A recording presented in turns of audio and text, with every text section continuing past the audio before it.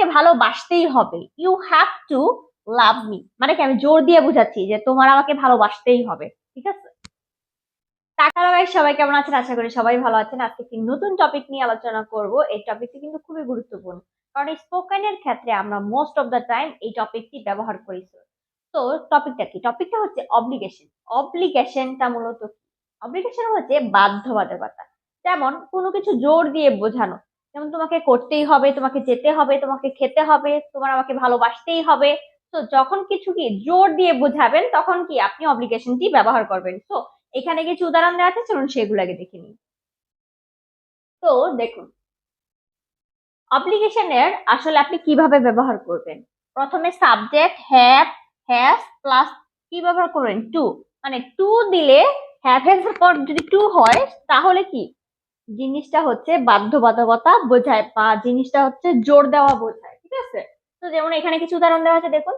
তোমার ইংরেজি শিখতেই হবে, you have to learn English. Okay, তোমার আমাকে ভালোবাসতেই হবে, you have to love me, মানে কি আমি জোর দিয়ে বুঝাচ্ছি যে তোমার আমাকে ভালোবাসতেই হবে। ঠিক আছে। তাকে বই পড়তেই হবে, he has to read the book. ওকে।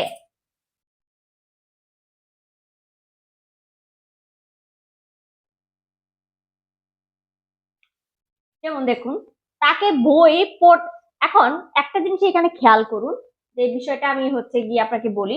যখন আপনি তোমার বুঝাবেন বা আই বুঝাবেন, সেই ক্ষেত্রে আপনি কি ব্যবহার করবেন? হ্যাভ ব্যবহার করবেন। এই যে হ্যাভ ব্যবহার করবেন।